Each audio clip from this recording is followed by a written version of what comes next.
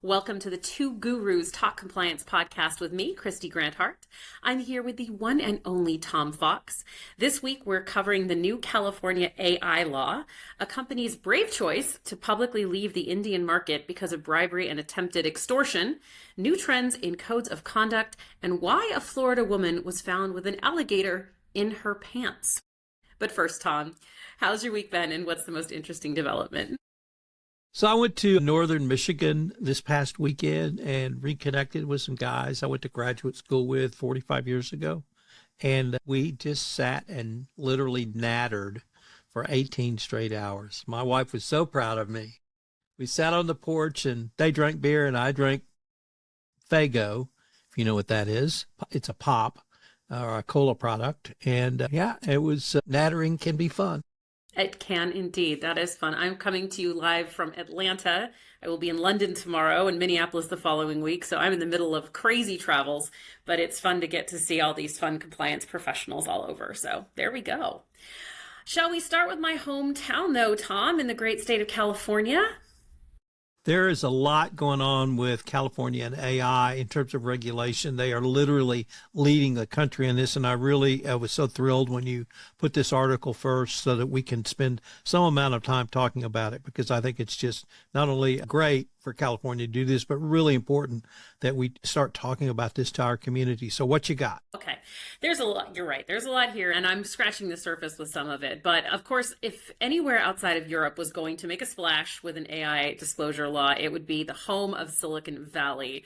Now, it's important to note that Governor Newsom vetoed the previous version of this bill, saying it was too broad. So we have a much more streamlined act, which is SB 53, which is now called the Transparency in Frontier Artificial Intelligence Act.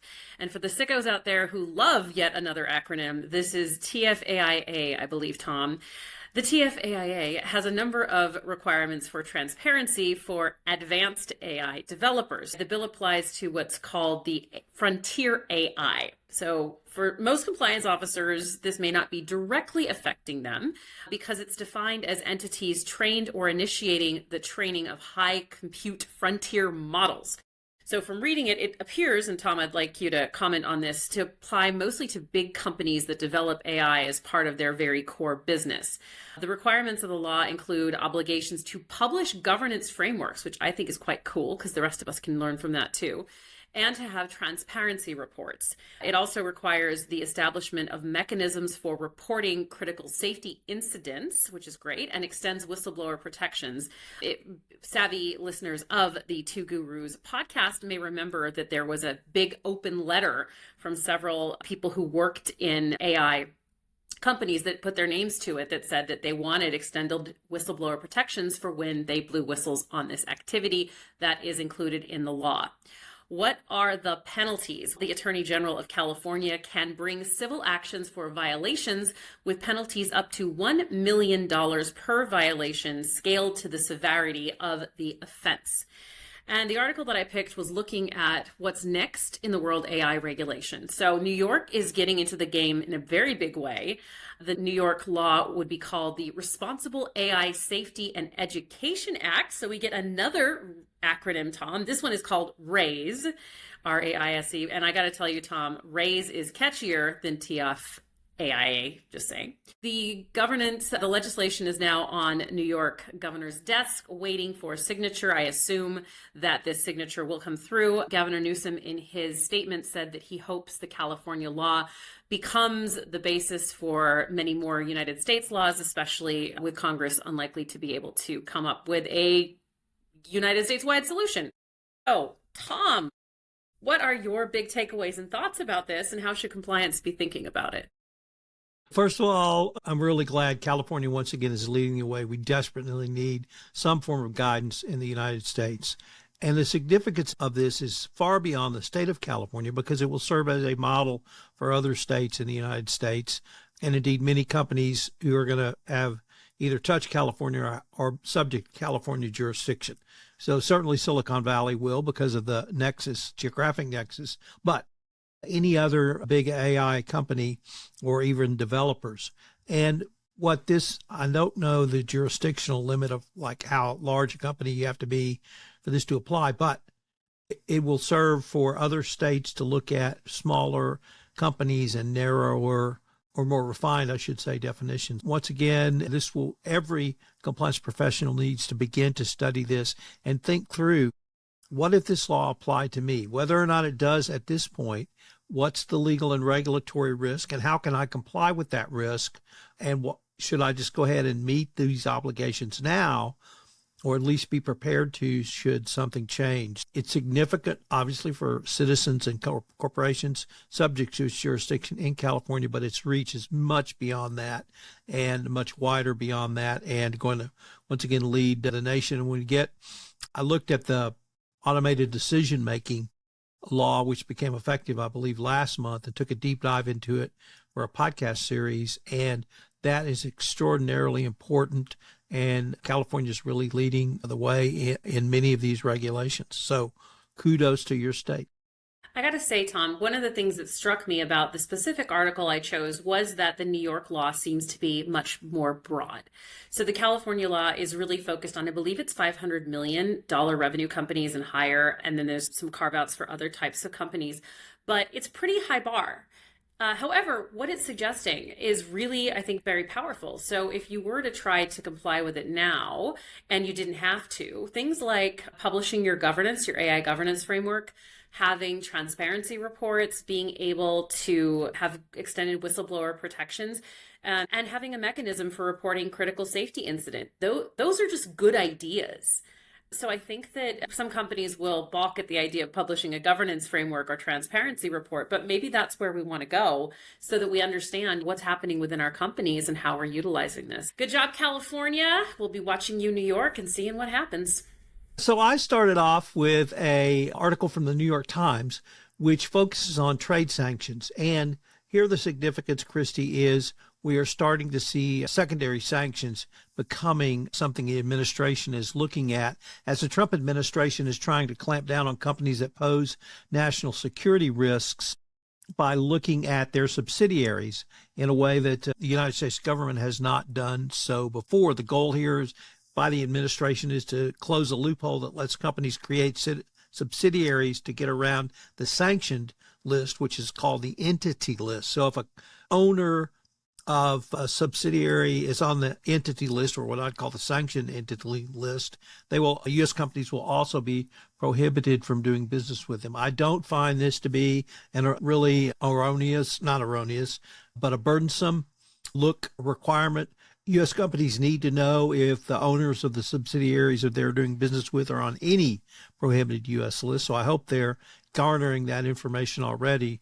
But I do not disagree with the step by Treasury, and it would seem to suggest that we're going to have continued broadening of sanctions lists of companies.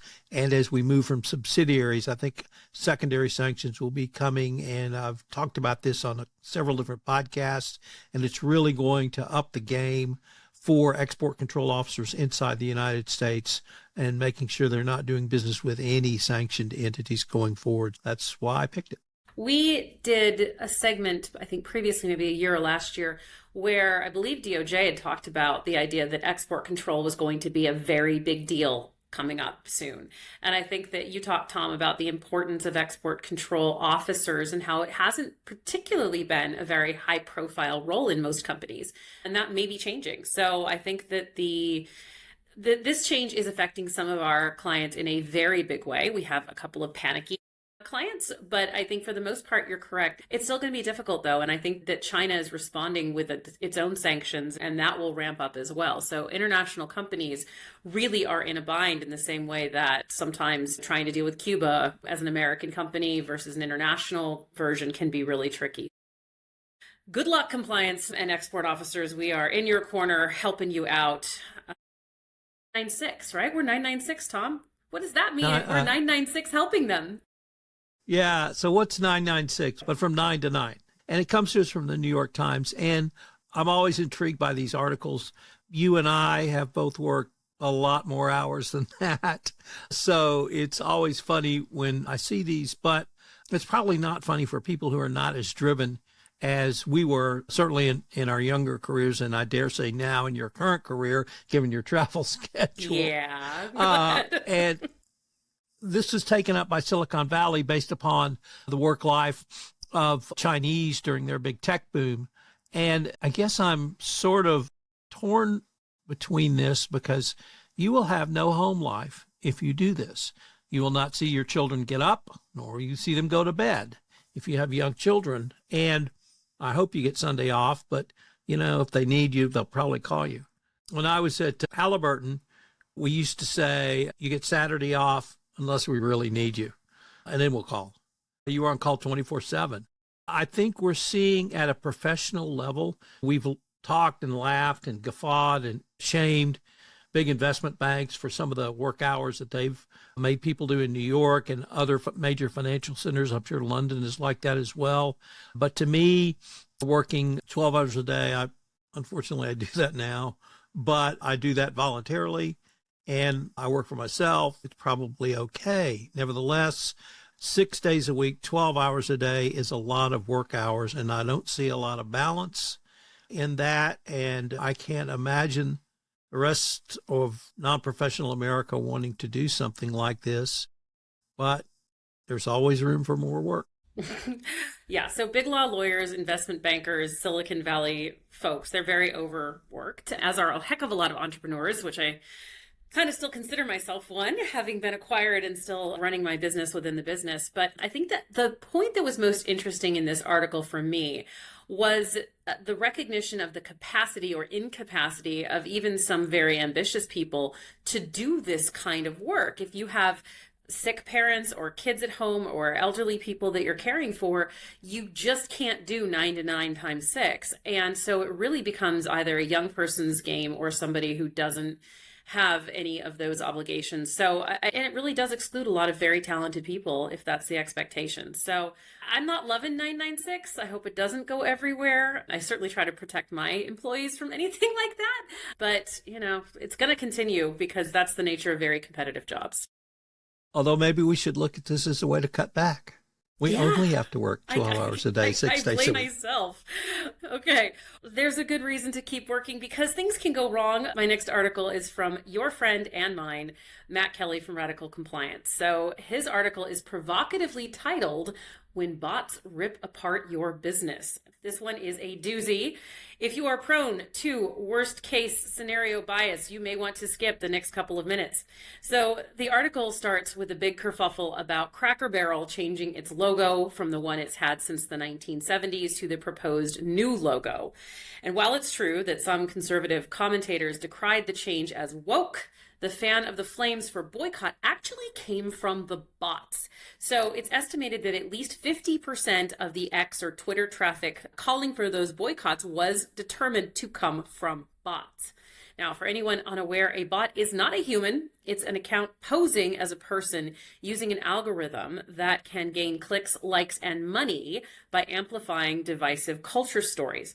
So companies can unwittingly become embroiled in the crosshairs of the bots.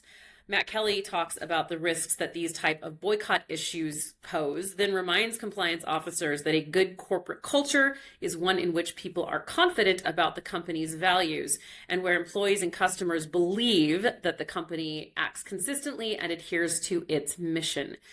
What else can compliance officers do? Matt recommends using services that can suss out whether angry traffic is a horde of real people or the bots amplifying provocation. The only real defense, however, he says, is employee and consumers knowing what the company stands for. Okay. Tom, this one was definitely a bit frightening to me. The idea that the rise of the machines amplifying calls to cancel or boycott companies without a human behind them is pretty scary, especially as they're just trying to drive culture divide. And I don't normally disagree with Matt, but I'm not sure he's right that a strong corporate culture would have protected, say, Cracker Barrel or a similar situation occurring at a different company. Do you think Matt's right, or is this simply the inevitability of where we are in both the culture and the electronic environment? I would say yes to both Matt and you. And Matt and I typically disagree on all things chatbots, but I do agree with him on this one. But what I saw was maybe even a little bit different focus. I wouldn't have said a corporate culture could save you, although that's part of it. It also, you need to have, this is just a crisis. And so let's kind of default to our crisis management strategy. If we were in a crisis, we would develop a counter message to put out. And this is where I think Cracker Barrel completely failed. They weren't ready for a counter message. And even if they weren't ready for the speed of these chatbots. Now, Matt laid out in his blog post really how these bots came about and how the bots built upon themselves to create such a kerfuffle about this. And what AI in really all forms does is moves things at a much faster speed. And so companies need to be aware of this. And if you're starting to get attacked, you can go on the offensive. And you can say exactly what you said. These unnamed, unfaced, unpersons are trying to destroy us. And we are here for you. And we're going to give you great food and great service, just like we always have. And perhaps they weren't ready for this, but every company going forward now should be. I think maybe all three of us are right. Or we could all be wrong. Who knows? I'll tell you one thing that went right. This companies that you're going to be talking about now, what happened? In terms of this is a company, a Sri Lankan company, who pulled out of India because they were getting extorted at the ports to bring in their products. And it came from a publication, I think, called India Today. And it was a very short article.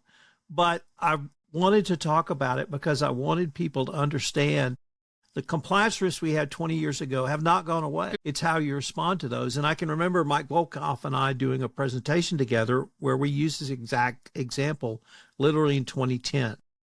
And so here it is in 2025 happening in India. First of all, kudos to the company for pulling out. And it shows that you can respond. And sometimes you can't manage a risk. And so you can't be in a position where you're going to be put at risk. Grateful to the company for having the courage to say this or to pull out. And I wanted to just highlight these risks still exist, even if we were talking about them 15 years ago. Yeah. So the company's called Cargo. And I think that for me, the courage to say it out loud in a way that the press picked it up is one of the best things that happened here. Because they could have gone quietly and decided that, you know what, we're not going to deal with this. But instead of that, they went public and said, we have tried over and over again to get around this, to say no, to even talk to the higher levels of government, and then we're retaliated against. This is bad, and we're leaving. I think that the more we have vocal responses to bribery and corruption, the more powerful those voices will become, and the more impetus governments will have to stop this kind of behavior. So well done, Cargo. You're on our yes list. So how about some deja vu all over again? How about some deja vu all over again? This article comes from Corporate Compliance Insights, and it's titled Deregulation Deja Vu, 3 Cycles Every Compliance Leader Should Remember. The article opens with author and former banking chief compliance officer Elaine F. Duffus describing how banking regulation sectors typically follow a common pattern. So for decades, banks have gone through this cycle of deregulation, followed by innovation, then overreach, then crisis, then additional regulation. So she warns that this time, however, it's different. She writes, quote, for the first time in modern banking history, we're responding to a crisis not with more oversight, but with less. We've broken the pattern, and that should worry every compliance professional, risk manager, and board member reading this, unquote. She starts with the savings and loan scandal of the 1980s, where in that cycle, the regulators gutted protections that had previously stopped some banks from dabbling in high-risk, complex transactions. The failure of the inexperienced bankers created massive problems, with over 1,000 savings and loan institutions failing, and a price tag to the U.S. taxpayers of $210 billion in bailout money. That is a lot. The second scandal she talks to is the disastrous deregulation that led to the 2008 financial crisis. Exotic financial products turned up in response to this deregulation, including credit default swaps and tranched mortgage-backed securities. If those words mean nothing to you, pause this episode and watch the excellent movie The Big Short. Fast forward to now, there is a glut of new options, including cryptocurrency, meme coins, AI-driven investment firms, and people believing more in blockchain than the government's capacity to fill the void. So the bottom line is that the author believes this era of deregulation is different, and that the swing isn't toward smarter regulation, it's simply toward less. This is both unprecedented and very dangerous in her eyes. So, Tom, you have been through at least one more economic and regulatory cycle than I have. Is the author right, or is it really different this time or not? I don't see any difference. I lived through the saving and loan crisis, and it's exactly what I see going on again. And they're gutted the savings and loan industry by allowing idiots, crooks, fraudsters, and criminals to take over savings and loans, loan money to all their buddies, allegedly to build stuff. Sometimes yes, sometimes no. Those builders went in default, whether by hook, crook, nook, or other. And then they had this huge bailout, like you said. The Big Short, same thing. And now they're just going to speed it up. I don't see really any difference in the cycle, but I see exactly it going where you have described it went in those. Prior to the SNL, we had Penn Square, if you want to go back that far. But yeah, this is just one more cycle. And can't wait for that. Kind of like it's going in Mozambique. What's Exxon doing? And once again, this is a short story and probably not a lot of commentary from us, but I wanted to highlight again for the compliance professional a couple of things. Exxon wants to build a big LNG plant in Mozambique, and they want assurances from the government on security. This is absolutely appropriate for Exxon to do. We're going to, go back to Lafarge, which Compliance Week, Allie McDevitt's writing a great series on, and how Lafarge got into trouble ended up paying protection money to ISIS. Companies in Mexico are having to rethink that issue now with the redesignation of cartels as foreign terrorist organizations, and Exxon is asking for security guarantees.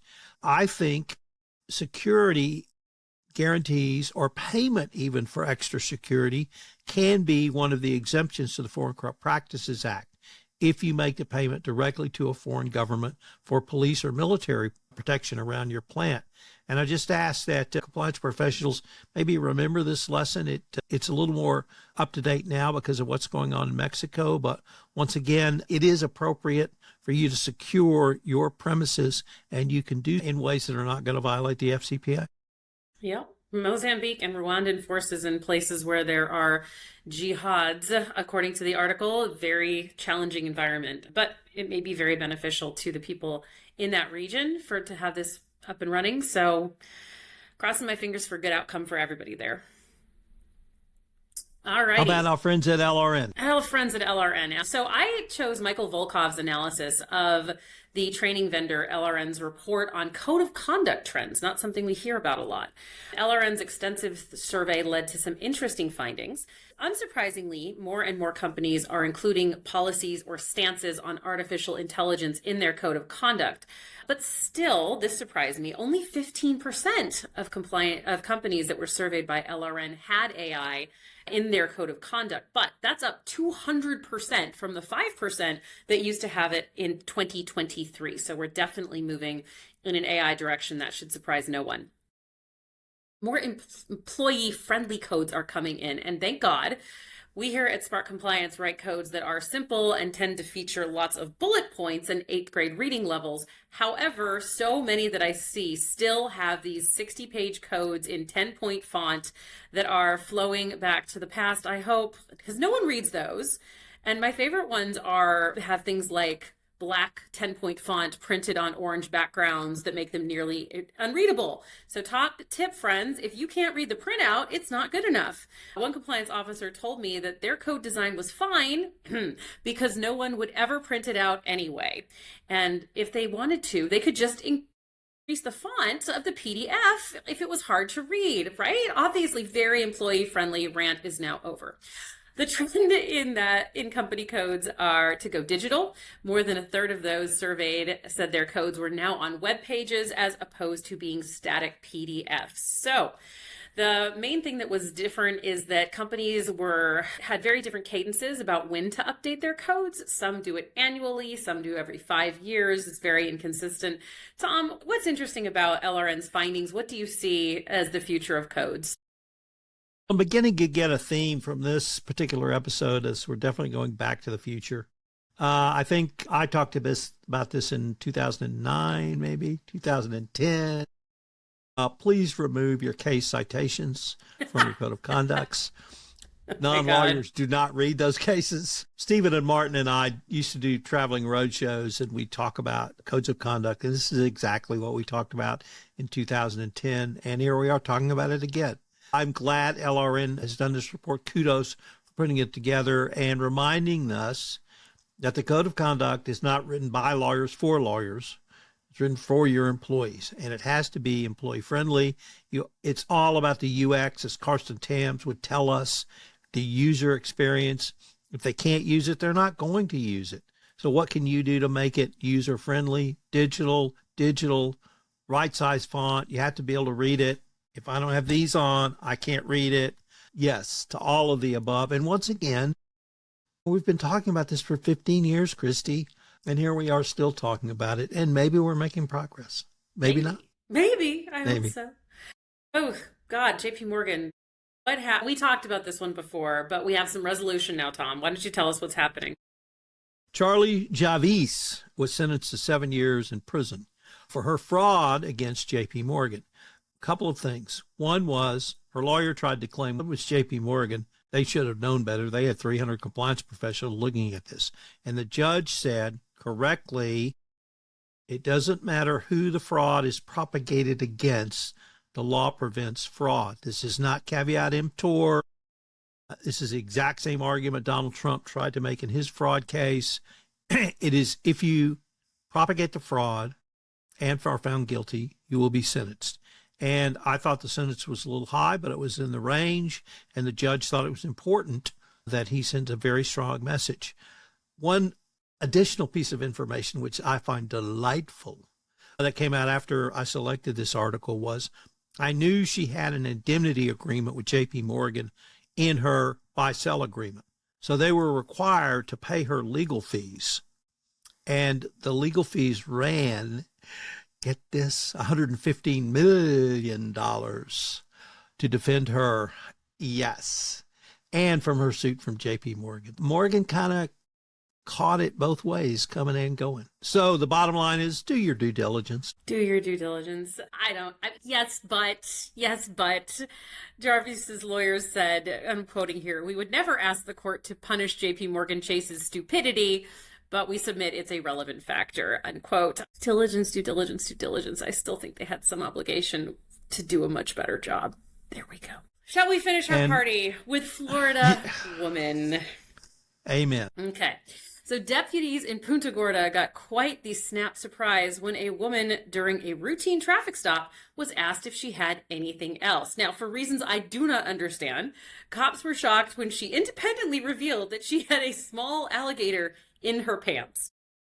Now, the alligator was only a foot long. There are pictures of it, but we're all glad that she didn't keep it there long enough to find out what happens when it grows up.